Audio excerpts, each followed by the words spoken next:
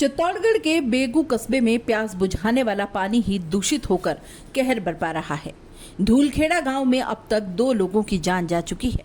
वहीं 100 से ज्यादा अस्पताल में भर्ती हैं। उनमें भी 3 लोगों की हालत गंभीर है। सरकारी सप्लाई वाली पाइपलाइन से ही दूषित पानी घरों में पहुंचा। पानी इतना दूषित था कि लोग 12 घंटे भी जिंदा नहीं रह पाए। हालांकि स्वास्थ्य विभाग केवल एक मौत ही मान रहा है, लेकिन दूषित पानी से मौत होना कई सवाल खड़े करती है।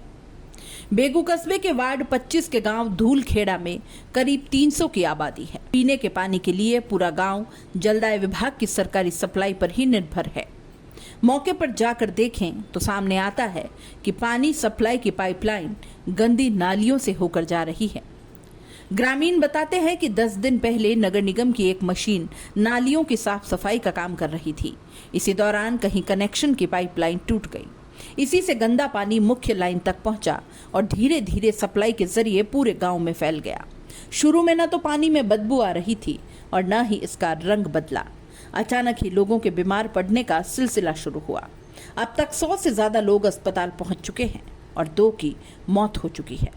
ज्यादातर लोगों में उल्टी, दस्त, पेट दर्द, चक्कर आना, कमजोरी, जांघ के नीचे के हिस्से में कमजोरी महसूस होना और सिर घूमना आम लक्षण थे। लेकिन सप्लाई के पानी को लेकर लोगों में भय बना हुआ है, क्योंकि इसे पीने के बाद लोग 12 घंटे भी जिंदा नहीं रह पाए।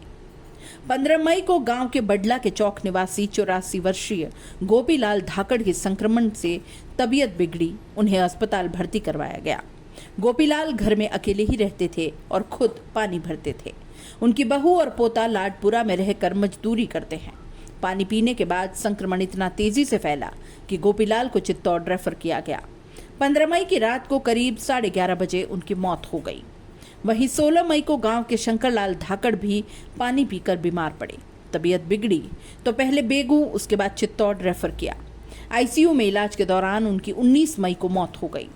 वहीं 80 वर्षीय तुलसीबाई, कुकलीबाई, राधेश्याम, जमनीबाई, रामचंद्र समेत 6 से ज्यादा लोगों का इलाज जारी है। इनमें से 3 लोगों की हालत गंभीर बनी हुई है। 1 किलोमीटर पानी की यह लाइन बेगू की पानी की टंकी से जुड़ी है, जो कासिया खेड़ा और धूलखेड़ा को पीने का पानी सप्लाई करती है। दोनों ही गांव से 20 मई तक करीब 122 लोग कस्बे के सरकारी अस्पताल और चित्तौड़गढ़ भर्ती हो चुके हैं। दूषित पानी से संक्रमित होकर अस्पताल पहुंचने वालों में ज्यादातर मरीज धूलखेड़ा गांव के हैं। ग्रामीणों का कहना है कि नालियों में सप्लाई की पाइपलाइन को लेकर प्रशासन और निगम को इस बारे में कई बार शिकायत की गई, लेकिन कोई कार्रवाई नहीं हुई। गांव के लोग बताते हैं कि निगम ने गांव के बाहर बने सामुदायिक भवन के पास ही डंपिंग यार्ड बना दिया है। बेगू कस्बे का कचरा भी यहीं खपाया जा रहा है। इससे गांव से गंदा पानी निकालने का रास्ता अवरुद्ध हो गया। कई बार इसे बंद करने की शिकायत कर चुके हैं, लेकिन कोई नहीं सुनता।